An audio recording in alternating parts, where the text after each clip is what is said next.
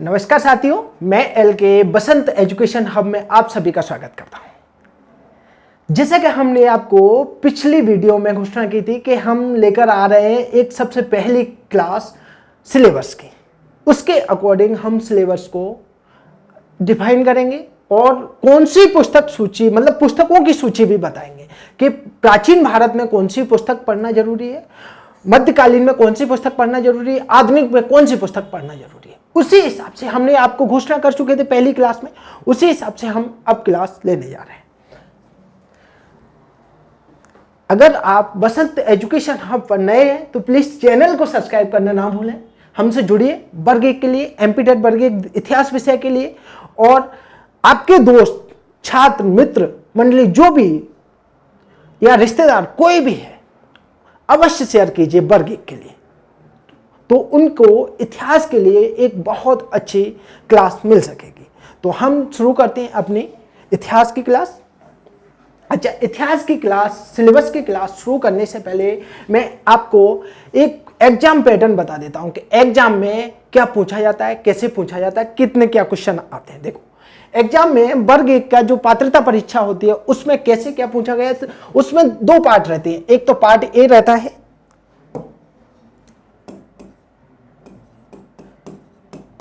Part A में 4 topic दिए हैं, जैसे कि सामान्य हिंदी पार्ट ए में सामान्य हिंदी क्या है, सामान्य हिंदी कितने क्वेश्चन आएंगे, 8 क्वेश्चन आएंगे, और कितने नंबर का रहेगा, 8 नंबर का रहेगा। कौन सा, पार्ट ए में पहला पॉइंट क्या है, सामान्य हिंदी, 8 क्वेश्चन रहेंगे, 8 नंबर का रहेगा। दूसरा रहेगा सामान्य अंग्रेजी, 5 क्वेश्चन रहेंगे और 5 नंबर के रहेंगे। तीसरा है सामान्य ज्ञान, तीसरा क्या है, सामान्य ज्ञान एवं समसामयिक मामले, तर्कशास्त्र एवं आंकड़ों की क्षमता। ठीक है, ये कितने क्वेश्चन है, 7 क्वेश्चन है और 7 नंबर के रहेंगे। ठीक है, चौथा है हमारा शिक्षा शास्त्र, इसे अपन पेडागोजी बोलते हैं। शिक्षा शास्त्र क्या है, शिक्षा शास्त्र, इसे पेडागोजी के नाम से जानते हैं, और इसके 10 क्वेश्चन रहेंगे। इस प्रकार टोटल कितने नंबर क्वेश्चन हो रहे हैं, 30 क्वेश्चन हो रहे हैं। टोटल कितने, 30 क्वेश्चन हो रहे हैं, और कितने नंबर के हो रहे हैं, 30 नंबर के हो रहे हैं। तो 30 नंबर तो ये हो गए, मतलब 150 में से 30 नंबर पार्ट ए रहता है। इसके बाद हम देखेंगे पार्ट बी, क्या है, पार्ट बी। इसमें आपके सब्जेक्ट के, मान आप इतिहास के हैं तो इतिहास के 120 क्वेश्चन रहेंगे। कितने क्वेश्चन रहेंगे, 120 क्वेश्चन रहेंगे। तो 30 और 20 कितने हो गए, 150। इस तरह से आपका पेपर का पैटर्न रहेगा। किसका रहेगा, पेपर का पैटर्न ये रहेगा, मतलब पार्ट ए पार्ट बी। अब बोले कि सर ये पैटर्न तो आपने बता दिया, लेकिन इसका सिलेबस, हाँ, अब हम आगे सिलेबस और पुस्तक सूची जानने वाले हैं कि हमें सिलेबस, जैसे हमने देखेंगे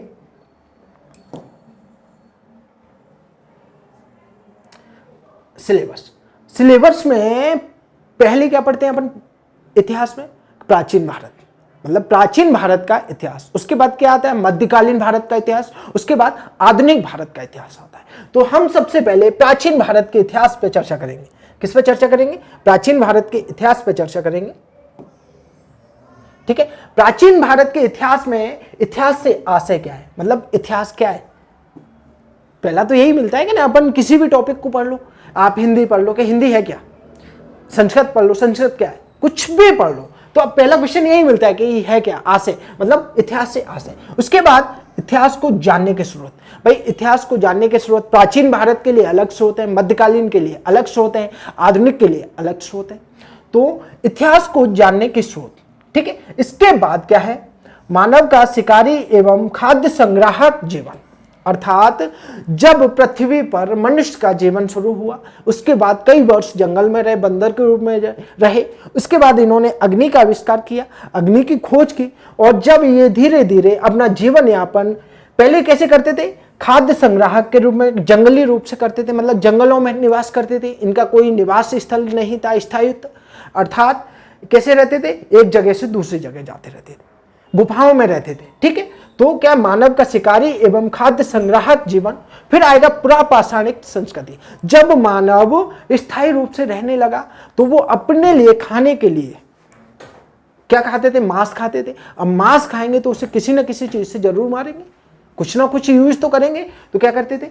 पुरापाषाणिक संस्कृति में वो पत्थर के औजार का प्रयोग करते थे, उसके बारे में हमें पढ़ना है। फिर उसके बाद हमें देखना है मध्य पाषाणिक संस्कृति का विकास एवं विस्तार, शैल कला के विशेष संदर्भ में, जैसे अपन भीमबेटका पढ़ते हैं, मध्य पाषाण काल की भीमबेटका पढ़ते हैं, ठीक है। इसके बाद हड़प्पा एवं उत्तर हड़प्पा संस्कृति, लोह यौगिक संस्कृति, उत्तर एवं दक्षिण भारत की महापाषाणिक संस्कृति।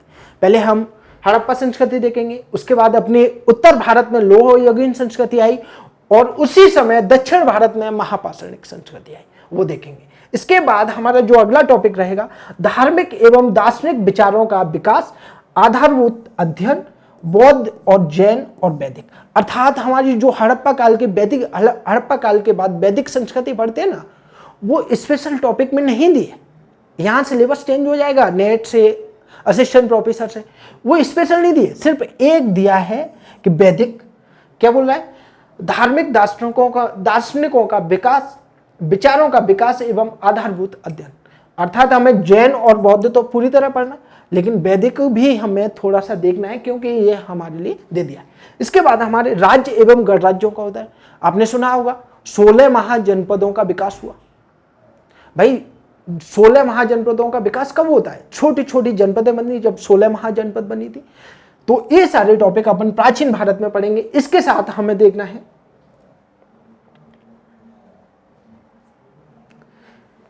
संबंधित कालखंड के राजनीतिक इतिहास का ज्ञान प्राप्त करना है। अब वो कैसे क्या करना है, प्राप्त करना है, उसमें क्या प्राप्त करना है, जैसे मौर्य वंश, शुंग वंश, पश्चिमी क्षत्रप, सातवाहन, कुषाण, गुप्त, वर्धन, मौखरी, चोल। इसमें कुछ टॉपिक मुझे लगता है कि सर से पीपीटी बनाने वाले कंप्यूटर महोदय से गलती हो गई है। मौर्य वंश है, शुंग वंश है, मगध में फिर और भी वंश आ जाते हैं इससे पहले। शुंग जैसे अपन देखेंगे धनानंद का नंद वंश, वो भी वंश सामने आ जाएगा। फिर ये अपने इसको अपन मौखरी, चोल, पांड्य, चालुक्य, पल्लव आदि राजवंश अपन सब देख रहे हैं। इसमें अब देखो बर्तन वंश नहीं देखने को मिलता, हमें बिल्कुल भी देखने को नहीं मिल रहा है बर्तन वंश, यहाँ कहीं भी नहीं मिला। फिर आता है अपना अगला टॉपिक आएगा राजपूतों का उदय। अर्थात इसको हम जो पढ़ते हैं ना प्राचीन मध्यकाल में हम पढ़ते हैं, बट मैंने क्या प्राचीन यहाँ पे प्राचीन भारत के इतिहास में आपको बता दिया है, क्योंकि बर्तन वंश था नहीं। 650 के बाद हम 1206 तक प्राचीन मध्यकाल के नाम से जानते हैं। तो हमें ये सारी चीजें प्राचीन मध्यकाल में आ गई हैं। प्रत्याहार, पाल, चंदेल, राष्ट्रकूट, ये मध्य प्रदेश में भी संबंधित है। जैसे मध्य प्रदेश से प्रत्याहार भी है, चंदेल भी है, परमार भी है, और कुछ कुछ राष्ट्रकूट भी थोड़ा सा मिल जाते हैं। तो ये अपने मध्य प्रदेश से संबंधित भी आ जाएगा, ठीक है। तो अब इतना अपन प्राचीन भारत के इतिहास में पढ़ेंगे। कहाँ पढ़ेंगे? प्राचीन भारत के इतिहास में हमें पढ़ना है। अब बोले सर प्राचीन भारत के इतिहास में हमें इतना सिलेबस पढ़ना था, तो ये पढ़ें कहाँ से और कैसे पढ़ें? तो मैंने यहाँ पहले हेडिंग बनवा दी है कि प्राचीन भारत के इतिहास तथा संबंधित पुस्तकें। मतलब इतिहास, प्राचीन भारत का इतिहास पढ़ने से संबंधित पुस्तकें कौन कौन सी हैं। मैं आपको एक एक पुस्तक के बारे में बताऊंगा, कौन सी पुस्तक में क्या अच्छाई है क्या बुराई है। लेकिन एक और बात बताऊंगा मैं इससे पहले कि किसी से कोई मेरी बाध्यता नहीं है कि मैं जो बता रहा हूं वही पढ़िए। आप स्वयं की रणनीति बना सकते हैं, किसी और टीचर को भी फॉलो कर सकते हैं। मैं नहीं कहूंगा कि आप इस पुस्तक को पढ़िए, आप मेरे को फॉलो कर सकते हैं। लेकिन मैं आपको जो पुस्तक बता रहा हूं एकदम ऑथेंटिक पुस्तक बता रहा हूं बहुत, और उनकी पॉइंट भी बताऊंगा, तथ्य भी बताऊंगा कि इसमें क्या अच्छाई है क्या बुराई है, थोड़ा थोड़ा मैं बताऊंगा। लेकिन ये बड़ा रिस्क भरा रहेगा मेरे लिए। पता चले कई लोग तो सिर्फ यही देखने आएंगे कि हमारी पुस्तक का नाम लिया कि नहीं, ये भी समस्या रहेगी मेरे साथ। लेकिन मैं यहाँ पर आपको तथ्यपूर्ण जानकारी दूंगा और मैं वही पुस्तक बताऊंगा जिनका मैंने अध्ययन किया। मैं आपको कोई फालतू पुस्तक नहीं बताऊंगा, बहुत सारी पुस्तक चल रही है, मैंने जिनका अध्ययन किया है वही आपको बताने जा रहा। ठीक है, तो अपन यहाँ देखते हैं सबसे पहले प्राचीन भारत के लिए कौन कौन सी पुस्तक है। तो सबसे पहले हम पढ़ेंगे, देखते हैं केसी श्रीवास्तव।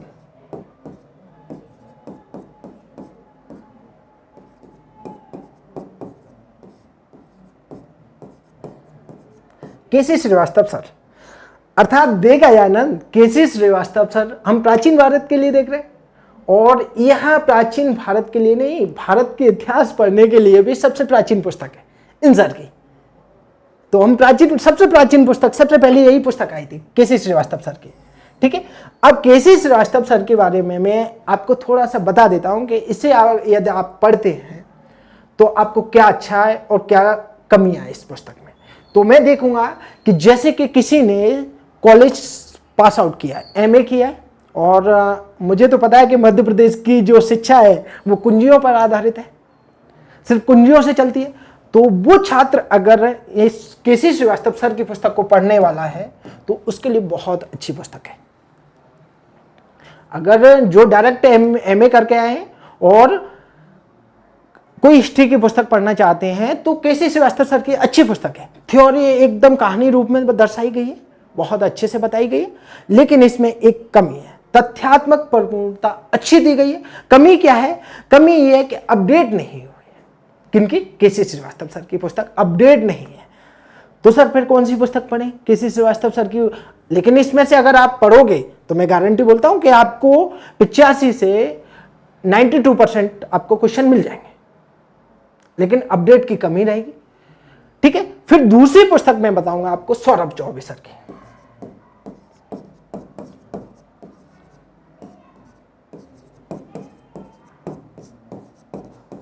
सौरभ चौबे सर की।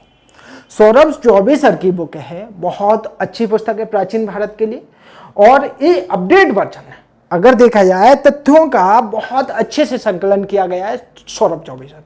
मैं अभी का अपडेट वर्जन बता रहा हूं, अगर आप इसे लेते हैं और सौरभ चौबे सर की पुस्तक पढ़ने से एक जरूर आपको पहले बता दूंगा कि आपने थोड़ा बहुत पहले अध्ययन किया ना, तो आपके लिए ये पुस्तक बहुत अच्छी है सौरभ चौबे सर की। अगर पहले अध्ययन इतिहास का नहीं किया है तो आप केसी श्रीवास्तव सर की ले सकते हैं।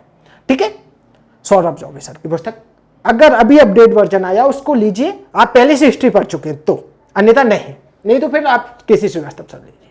ठीक है, तीसरी पुस्तक बताऊंगा आपको उपेंद्र सिंह की। उपेंद्र सिंह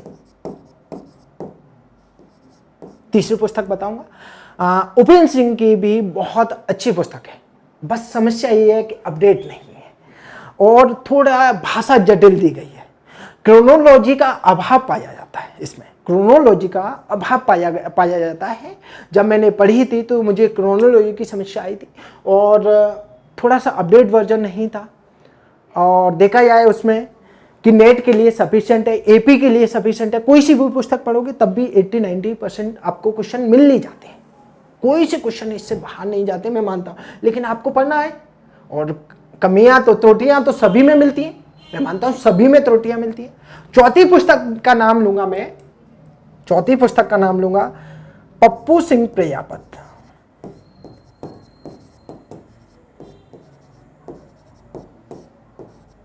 पप्पू सिंह प्रजापत सर का चौथी पुस्तक का नाम है पप्पू सिंह प्रजापत, और इसे मैं आगे शॉर्ट में लिखने वाला हूं पीएसपी सर। ठीक है, पप्पू सिंह प्रजापत सर की अगर आप पुस्तक पढ़ते हैं तो यह पुस्तक आपको प्राचीन भारत से लेकर, प्राचीन काल से लेकर 1200 ईस्वी तक मिल जाती है, 1200 ईस्वी तक। लेकिन बस समस्या इसकी अच्छाई क्या है कि अपडेट वर्जन है, बहुत अच्छे से दिया गया है। अगर आप इस पुस्तक को पढ़ते हैं तो मैं गारंटी से बोल रहा हूं कि 90 से 95% क्वेश्चन इसमें से मिल जाएंगे। लेकिन समस्या क्या है? बस समस्या ये है कि ये पुस्तक है 900 प्लस पेज है इस पुस्तक में, सिर्फ प्राचीन भारत के लिए 900 प्लस पेज है। क्या आप इसे पढ़ पाओगे? अगर आप में क्षमता है कि हम इसे पढ़ लेंगे, बहुत अच्छे से पढ़ लेंगे, तो आप बिल्कुल खरीद सकते हैं। पप्पू सिंह प्रजापत सर की बहुत अच्छी बुक है, लेकिन बस भाषा जटिल रहेगी, सरल भाषा में नहीं। सरल भाषा में चौबे सर की है, श्रीवास्तव सर की है, चौबे सर की है, इस सरल भाषा में दी गई। इसकी थोड़ी सी भाषा जटिल रहेगी। ठीक है ना? सौरभ किसकी? पप्पू सिंह प्रजापत। लेकिन आपको क्वेश्चन पूरे मिल जाएंगे, मैं वादा करता हूं क्वेश्चन आपको 90 से 95% मिल जाएंगे। अब दुविधा आपके लिए ये आ रही है कि सर आप कोर्स लॉन्च करने वाले हैं तो हम क्या कौन सी बुक पढ़ें? और मैं एक बात भी बोलूंगा कि दिसंबर में हमारा एग्जाम हो रहा है। कब हो रहा है? दिसंबर में, पात्रता परीक्षा दिसंबर 2025 में। तो मैं आपसे ये भी बोलूंगा कि जब तक ये कंप्लीट हो पाएंगे ये पुस्तक, आप पढ़ भी लो, चलो एक बार ये पुस्तक पढ़ भी लोगे एक पार्ट के लिए, तो मध्यकाल कहां से पढ़ोगे? मध्यकाल कैसे करोगे? फिर मध्यकाल भी पढ़ लिया, मैं मानता हूं मध्यकाल भी कर लिया, तो फिर आधुनिक काल कहां से पढ़ोगे, कैसे पढ़ोगे? चलो ठीक है, आधुनिक काल भी आपने कर लिया, तो फिर उसका रिवीजन कहां से करोगे? सबसे मेन चीज क्या है? रिवीजन करना। आप किसी के नोट्स तैयार कर लेते हो ना, तो किसी भी कॉपी को आप कितनी भी बड़ी कॉपी बना लो, उसके रिवीजन में अधिकतम आप 5 से 7 दिन देंगे, अधिकतम, कितने भी आराम से कर लो। कई लोग तो उसे 2 दिन में फ्री कर देते हैं, 1 दिन में फ्री कर देते हैं अपने नोट्स को। तो क्या आप इन पुस्तकों का रिवीजन कर पाएंगे? तो अब आपके पास दुविधा ये है कि सर हम पढ़ें क्या पुस्तक पढ़ना चाहिए, या कौन से सर की, केसी श्रीवास्तव पढ़ना चाहिए, सौरभ चौबे सर, या उपेंद्र सर, या पप्पू सिंह? तो मैं बोलूंगा कि आप कुछ भी ना पढ़ें। तो बोलो क्यों? कि रीजन है उस ना पढ़ने के पीछे, इनमें से एक भी पुस्तक ना पढ़ो। आपको नॉलेज प्राप्त करनी है, आप सिलेक्शन ले लो, उसके बाद सभी पुस्तकों की एक स्वयं की लाइब्रेरी बनाइए, अध्ययन कीजिए, नॉलेज प्राप्त कीजिए। लेकिन सिलेक्शन के लिए तो क्या रणनीति जरूरी है, ना कि ज्ञान की प्राप्ति। आप जितनी रणनीति बनाओगे, जितने नोट्स बनाओगे खुद के, तो आपने बोले कि सर अब हम क्या पढ़ें? आप मेरी क्लास देखिए, इन चारों पुस्तकों का निचोड़ आप मेरे क्लास में मिल जाएगा। आप देखते चलिए, इस क्लास के एंड तक देखना, आपको इतना सस्पेंस मिल रहेगा, इतना सोचोगे कि सर फिर आपने पुस्तक सूची बताई क्यों? बताई इसलिए कि कई छात्र ऐसे होते ना कि उनके मन में द्वंद्व चलता है कि नहीं सर की वीडियो में किसी नोट्स पढ़ेंगे, क्या पूरा मिल पाएगा? मैं बता देता हूं, लेकिन आप पूरा कर नहीं पाएंगे दिसंबर तक। मैं आपसे पक्का गारंटी बोल रहा हूं, गारंटी से कि आप पूरा उसे कर नहीं पाएंगे। तो अपन ने जैसे सौरभ चौबे सर का बताया, उपेंद्र सिंह का बताया, पप्पू सिंह प्रजापत सर का बताया है, केसी श्रीवास्तव सर का बताया है, इन सब पुस्तकों का आपको ज्ञान प्राप्त करने के लिए, नॉलेज बढ़ाने के लिए बहुत महत्वपूर्ण है। इसे आप सिलेक्शन के बाद आगे बढ़ सकते हैं, ठीक है ना? सिलेक्शन के बाद आगे बढ़ सकते हैं। अब आ गया हमारा मध्यकालीन भारत का इतिहास। मैंने प्राचीन काल के लिए आपको 4 पुस्तक बता दिए, लेकिन पढ़ना एक भी नहीं है अगर आप मेरे साथ जुड़ रहे हैं तो। अगर आप स्वयं से पढ़ना चाहते हैं तो कोई सी एक पुस्तक ले लो। हाँ, अब बोलेंगे सर एक और चीज बताएंगे कि सर आपने इतनी सारी बुक बताई है, इनमें से हमें पढ़ना कौन सी? माफ कीजिए, वो मैं अट गया है। तो इनमें से एक पुस्तक ले लेना सौरभ चौबे सर की, लेकिन कंडीशन कब है? अगर आप इतिहास पहले पढ़ चुके हैं जब, और नहीं पढ़ा है तो केसी श्रीवास्तव सर की लेना है आपको। एकदम नए आए हैं इतिहास पढ़ने के लिए तो केसी श्रीवास्तव सर की ले सकते हैं, ठीक है ना? चलो अब आगे अपन बढ़ते हैं मध्यकालीन भारत का इतिहास। और मध्यकालीन भारत का इतिहास हमारा कहां से होता है? दिल्ली सल्तनत से शुरू हो जाता है। तो हमारा टॉपिक है कि मध्यकालीन भारत के इतिहास में दिल्ली सल्तनत की स्थापना, विस्तार, सल्तनत कालीन सामाजिक, धार्मिक, आर्थिक जीवन और प्रशासनिक व्यवस्था, सल्तनत कालीन प्रमुख घटनाएं एवं आंदोलन। मतलब हमें दिल्ली सल्तनत पूरा पढ़ना है भाई। उसका दिल्ली सल्तनत में 5 राजवंश हुए हमारे, हमें वो पढ़ना है पूरे दिल्ली सल्तनत, ठीक है ना? उनका प्रशासन हमें देखना है, सामाजिक स्थिति देखनी है, धार्मिक देखनी है, आर्थिक स्थिति देखनी है, उनकी राजनीति कैसी थी, प्रशासन व्यवस्था कैसे चलाते थे वो देखना है हमें सल्तनत। अर्थात हमें सल्तनत में कुछ भी नहीं छोड़ना है, ठीक है ना? सल्तनत में हमें कुछ भी नहीं छोड़ना है। फिर अगले टॉपिक रहेगा हमारा मुगल साम्राज्य। जैसे ही दिल्ली सल्तनत समाप्त हो जाती है, लोधी वंश का अंत हो जाता है पानीपत के प्रथम युद्ध के साथ ही, तो फिर क्या मुगल साम्राज्य की शुरुआत हो जाती है। और मुगल साम्राज्य का फिर टॉपिक क्या है? मुगल साम्राज्य का सुदृढ़ीकरण एवं विस्तार, फिर मुगल प्रशासन, आर्थिक सामाजिक जीवन, नादिर शाह का आक्रमण, नादिर शाह ने आक्रमण किया था, वो सारी चीज, फिर उसका प्रभाव, मुगल साम्राज्य का पतन, मराठा शक्ति का उदय, 1857 के पूर्व अंग्रेजों के जन विद्रोह, अर्थात 1857 की क्रांति से पूर्व अंग्रेजों का स्थापित, वो हमने क्या मध्यकाल में ही रख दिया है, ठीक है? वो हमने कहाँ रखा है? मध्यकाल में ही। ये टॉपिक अलग से जन विद्रोह, हालांकि अपन को अंग्रेज आने के बाद ही आधुनिक भारत शुरू करते हैं ना। 1707 में औरंगजेब की मृत्यु हो जाती है, वहां से अपना आधुनिक भारत की शुरुआत कर देते हैं। लेकिन हम आधुनिक भारत में शुरू करेंगे यूरोपीय आगमन से, जब पढ़ेंगे, जबकि बता रहा हूं मैं, ठीक है ना? तो ये चीज है। अब बोले सर हमें इसके लिए पढ़ना क्या है, कहां से पढ़ना है, पढ़ना कहां से है, कौन सी पुस्तक से पढ़ना है? तो वो चीज भी जैसे मैंने प्राचीन भारत के लिए बताई ना, उसी तरह मैं आपको इनकी सूची भी बता देता हूं।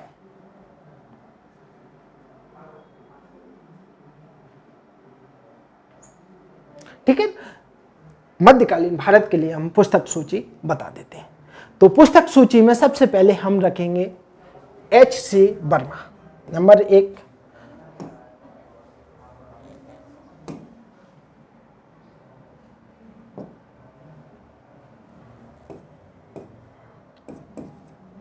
H.C. वर्मा। H.C. वर्मा मध्यकाल के लिए बहुत अच्छी पुस्तक मानता हूं मैं। कौन से छात्र के लिए? जैसे हमने केसी श्रीवास्तव सर के लिए बताया था ना कि जो छात्र एमए करके आए और केसी श्रीवास्तव सर की पुस्तक ले सकते हैं, तो उनके लिए बहुत अच्छी पुस्तक है, कहानी रूप में है, लेकिन इसके 2 पार्ट है, भूलना नहीं, 2 पार्ट है मध्यकाल के।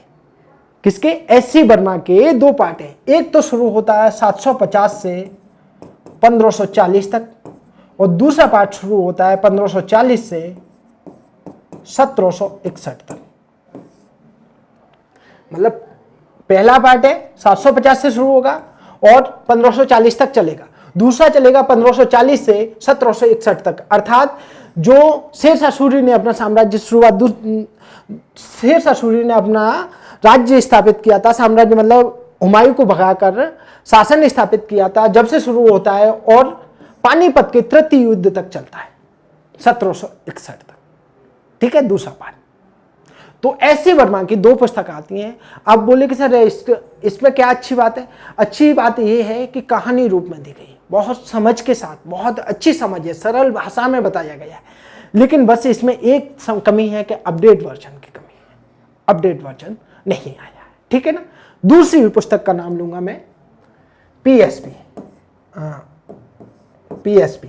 PSP बोले तो पप्पू सिंह प्रजापत, जो अभी आगे मैंने लिखा था, मैंने आपको बताया भी था कि मैं PSP लिखूंगा। PSP की अभी अपडेट वर्जन आया है, एक नई पुस्तक आई है, सिर्फ एक ही पुस्तक आने लगी अब। इससे पहले अगर अपन बात करें तो 2 पुस्तक आती थी मध्यकाल की, एक तो दिल्ली सल्तनत आता था और दूसरा मुगल काल आता था। लेकिन अभी दोनों को मिलाकर एक नई किताब लाती है और दोनों का एक ही वर्जन आ गया है। ठीक है, अच्छी पुस्तक है, तथ्यात्मक पुस्तक है, तथ्य बहुत अच्छी समझ के साथ दिए गए हैं। सभी पुस्तकों में जितनी भी सूची बता रहा हूं, सब में से लगभग 85 से 95 तक बन जाते हैं क्वेश्चन। लेकिन समस्या ये है ना कि याद रख पाना, हम कैच नहीं कर पाते हैं। कितना क्या हम पुस्तक से रिवीजन कर पाएंगे? नहीं कर पाएंगे भाई, उसके लिए हमें नोट्स बनाने पड़ेंगे ना, तो वही समस्या रहती है। PSP में अभी एक नया अपडेट वर्जन आया है, पहला एडिशन है, और उसमें लगभग मुझे जहां तक पता है कि 600 पेज के समथिंग है, ज़्यादा बड़ी भी नहीं है। प्राचीन भारत की तो हम 900 पेज प्लस देखते हैं, 1000 पेज की देखते हैं। ये अभी पहले दोनों को मिलाकर एक बना दिया और उसमें समथिंग 600 पेज है। बहुत अच्छी पुस्तक है, तथ्य इतने अधिक दिए हैं कि आप लोग कंफ्यूज हो जाएंगे, क्या पढ़ना है, क्या छोड़ना है, क्या नहीं पढ़ना है, ये सारी। तो तथ्यात्मक जानकारी बहुत दी गई है, सभी तथ्यों का समावेश किया गया।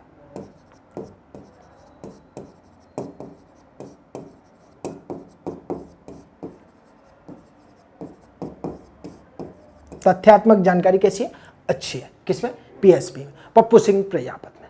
ठीक है, एक बुक आ गई है। अब तीसरी हम देखेंगे सौरभ चौबे सर की।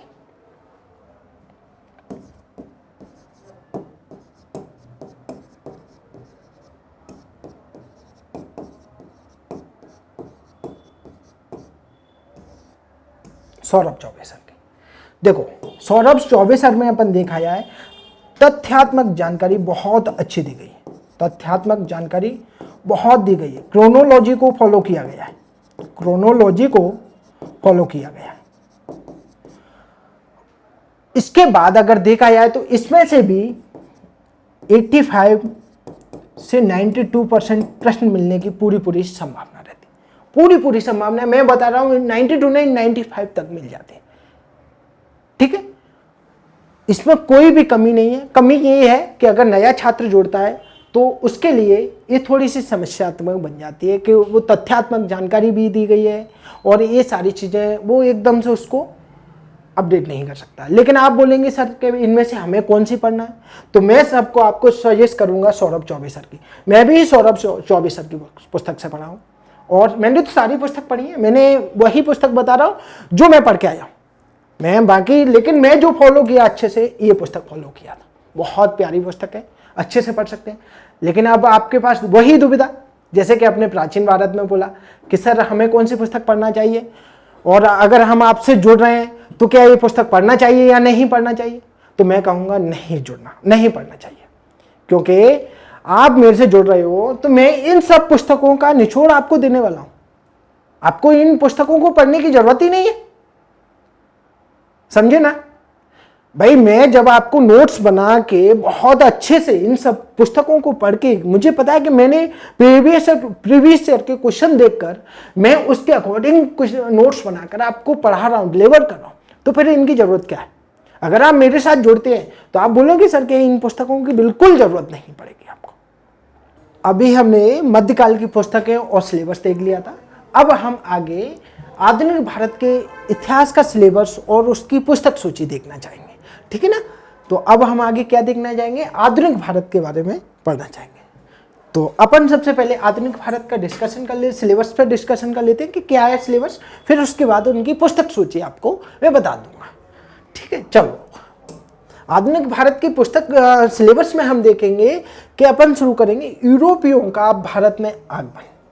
अब यूरोपियों का भारत में आगमन, देखो भाई पुर्तगाली भी आए थे, अंग्रेज भी आए थे, डच भी आए। पुर्तगाली आए सबसे पहले, उसके बाद डच आए, फिर अंग्रेज आए, फिर डेनमार्क आए, फिर सबसे बाद में कौन आए, फ्रांसीसी आए थे। इसी तरह इसको हम ये क्या बोला, यूरोपियों का आगमन, ना कि ब्रिटिश शासकों का आगमन बोला है, ठीक है ना। तो हम सभी जो क्रमबद्ध रूप से आए हैं भारत में, जैसे सबसे पहले कौन आए थे, पुर्तगाली आए, उसके बाद कौन आए, डच आए थे, उसके बाद अंग्रेज आए थे, उसके बाद डेनमार्क से आए थे, फिर कौन आए, फ्रांसीसी आए।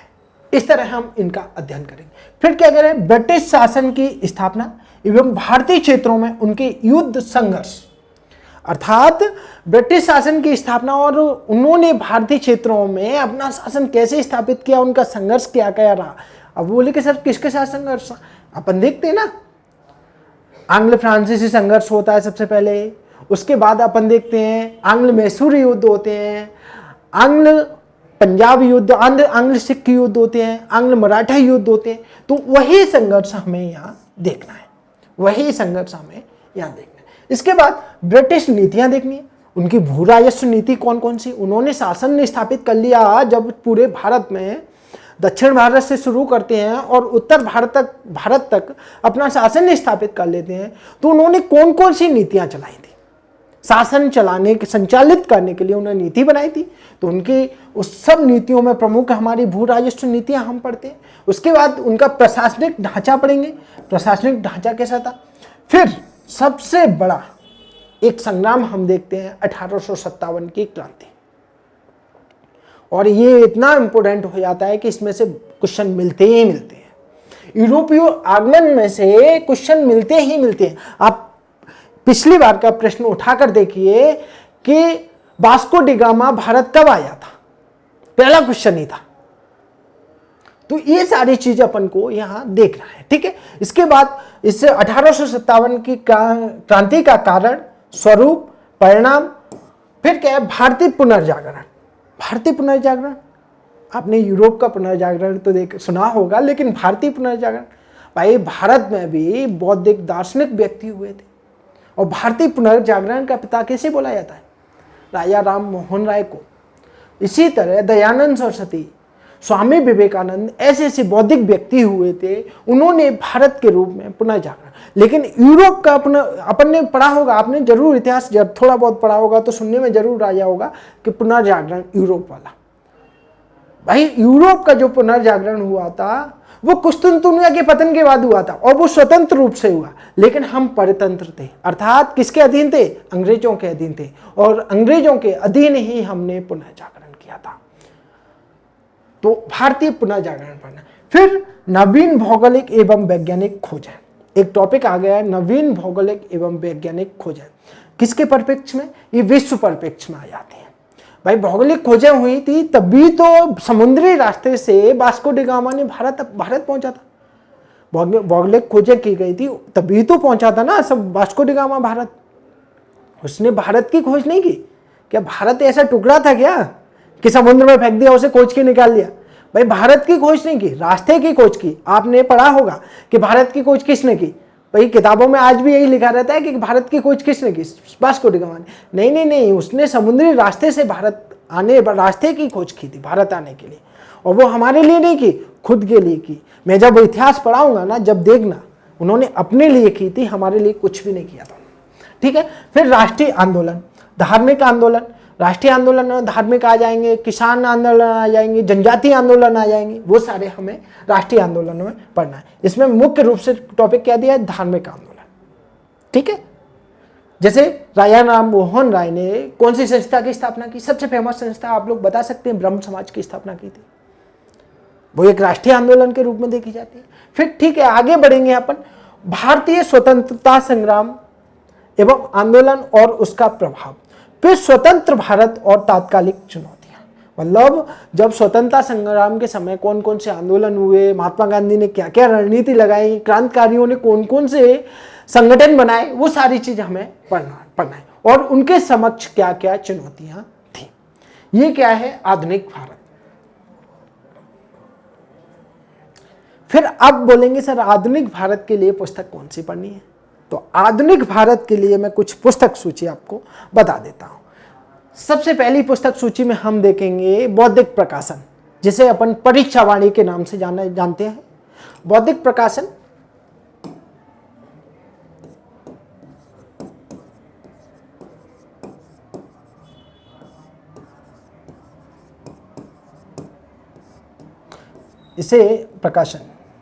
इसे अपन परीक्षा वाणी के नाम से जानते हैं।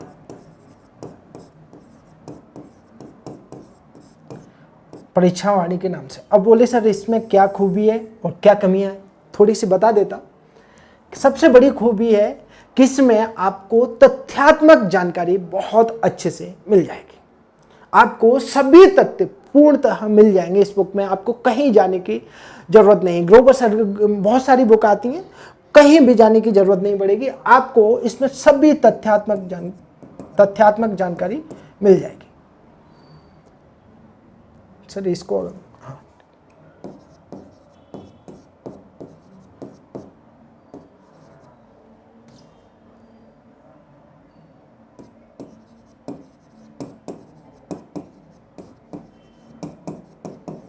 पूर्ण रूप से मिल जाएगी, किसमें, बौद्धिक प्रकाशन में। ठीक है।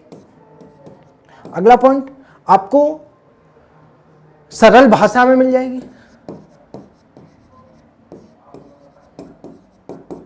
लेकिन बस एक कमी है कि इसमें त्रुटियां जरूर मिलती हैं, और वो त्रुटियां अगर आप सही कर सकते हैं तो इससे अच्छी पुस्तक आधुनिक भारत के लिए कोई सी नहीं है।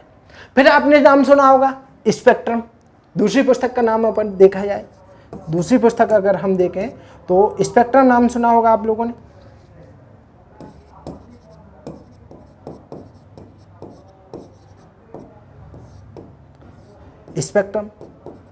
स्पेक्ट्रम पुस्तक अब इतनी अच्छी नहीं रही है।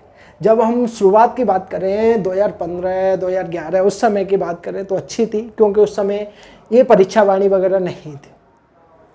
अब तथ्यों के साथ बहुत अच्छी बौद्धिक प्रकाशन ने पब्लिश कर दी है। तो अब जो स्पेक्ट्रम है वो सिर्फ मेंस के लिए, जैसे आप यूपीएससी मेंस लिख रहे हैं, स्टेट पीसीएस मेंस लिख रहे हैं, उनके लिए महत्वपूर्ण है, ना कि अपने वर्ग के लिए, असिस्टेंट प्रोफेसर के लिए नहीं है। इतनी महत्वपूर्ण पुस्तक नहीं रही अब। ठीक है ना। तीसरी पुस्तक अपन देखेंगे अरविंद सर की, अरविंद भास्कर सर की।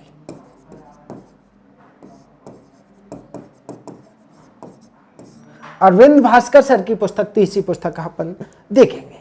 अरविंद भास्कर सर की दो पुस्तक आती हैं, बहुत अच्छी पुस्तकें हैं, भाषाई समझ अच्छी है, इसमें भाषाई समझ बहुत अच्छे से दी गई। किसमें,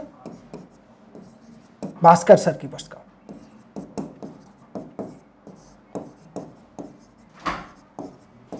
भाषाई समझ बहुत प्यारी दी गई है, किसमें, अरविंद सर की। तथ्यों का समावेशन बहुत अच्छे से किया गया है, तथ्यों का समावेशन भी अच्छे से किया गया है।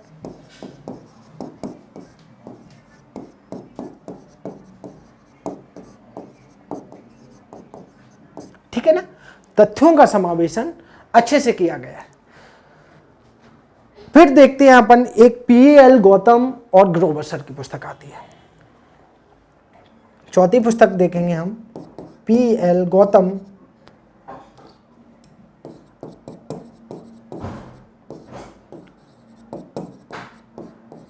और ग्रोवर सर की, ठीक है ना। पी.एल. गौतम और ग्रोवर सर की पुस्तक आती है, लेकिन ये काफी डिटेल में, परंतु अपडेट की समस्या है। ये काफी डिटेल में दी गई है दोनों पुस्तक, परंतु इसमें अपडेट नहीं हुआ है। इसलिए मैं अब बोलेंगे सर अब इतनी सारी पुस्तक आपने हमें बता दी है, किसके लिए? आधुनिक भारत के लिए। इतनी सारी पुस्तक आपको बता दिया हूं मैं, तो अब आपको पढ़ना कौन सी है? बोले सर इसमें से हम पढ़े कौन सी?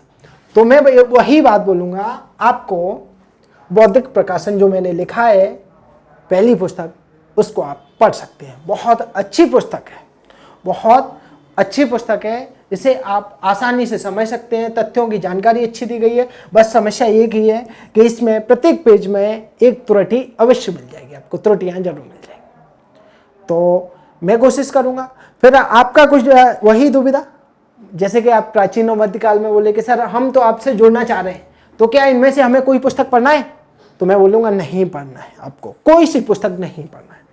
आप सिलेक्शन के बाद नॉलेज बढ़ाने के लिए, ज्ञान बढ़ाने के लिए, ज्ञान में वृद्धि करने के लिए इन पुस्तकों का अध्ययन कर सकते हैं, लेकिन जब तक आप सिलेक्शन लेना चाह रहे हैं तब तक इनकी कोई भी जरूरत नहीं है। फिर भी आप अगर लेना चाहते हैं तो आप बौद्धिक प्रकाशन की पुस्तक ले सकते हैं, आप बौद्धिक प्रकाशन की पुस्तक ले सकते हैं, ठीक है।